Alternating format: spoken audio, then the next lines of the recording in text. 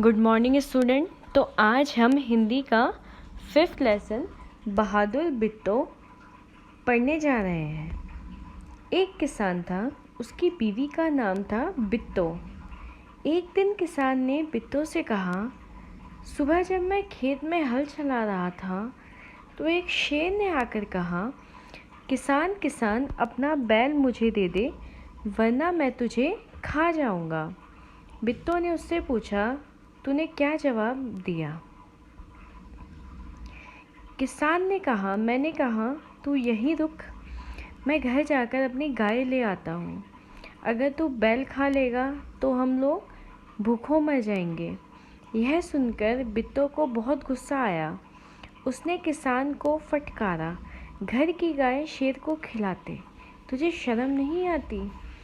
अगर गाय चली गई तो घर में ना दूध ना लस्सी, बच्चे रोटी किस चीज़ के साथ खाएंगे? बिट्टो को एक तरकीब सूझी। उसने कहा, तुम फौरन खेत में जाकर शेर से कहो कि मेरी बिट्टो तुम्हारे खाने के लिए एक घोड़ा लेकर आ रही है। किसान डरता डरता शेर के पास गया। उसने कहा, शेर राजा, हमारी गाय तो बड़ी मरियल है, उससे तुम्हारा क्या बनेगा? मेरी बीवी अभी तुम्हारे लिए एक मोटा ताज़ा घोड़ा लेकर आ रही है। बिट्टो ने सर पर एक बड़ा सा पगड़ बांधा और हाथ में दराती लेकर घोड़े पर सवार हो गई। घोड़ा दौड़ाती वह खेत पर पहुंची और जोर से चिल्लाई, अरे किसान, तू तो कहता था कि तूने 4 शेरों को फांस कर रखा है, यहाँ तो सिर्फ एक ही है, बाकी कहाँ गए? फिर वह घोड़े से उतरकर शेर की तरफ बढ़ी और कहने लगी, अच्छा कोई बात नहीं, नाश्ते में एक ही शेर काफ़ी है। इतना सुनना था कि शेर डर के मारे कांपने लगा और भाग खड़ा हुआ। यह देखकर बिट्टो बोली, देखा, इसे कहते हैं हिम्मत। तुम तो इतने डरपोक हो कि घर की गाय के हवाले कर रहे थे। घर की गाय शेर के हवाले कर रहे थे।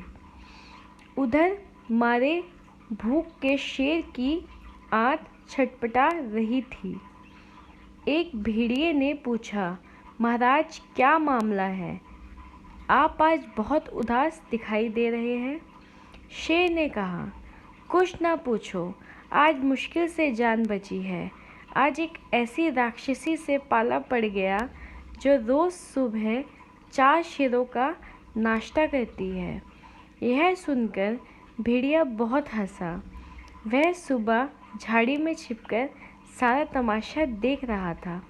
उसने कहा, भोले बादशाह, वह तो बिट्टो थी जिसे आपने राक्षसी समझ लिया था। आप इस बार फिर कोशिश करके देखिए। अगर बैल आपके हाथ ना आए तो मेरा नाम भेड़िया नहीं। बहुत कहने सुनने पर शेर किसान के खेत में जाने के लिए तैयार हो गया, लेकिन उसने भेड़िए से कहा, तुम अपनी पूँछ मेरी पूँछ से बांध लो। दोनों जने पूँछ बांधकर चल पड़े। उन्हें देखते ही किसान के होश हवास गुम हो गए।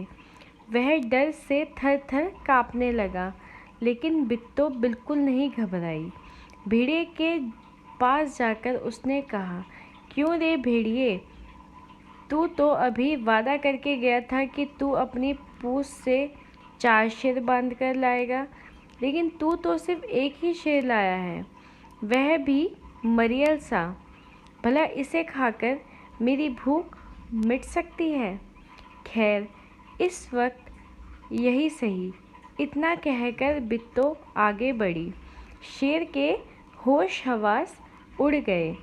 उसने समझा कि भेड़िए ने उसके साथ धोखा किया है।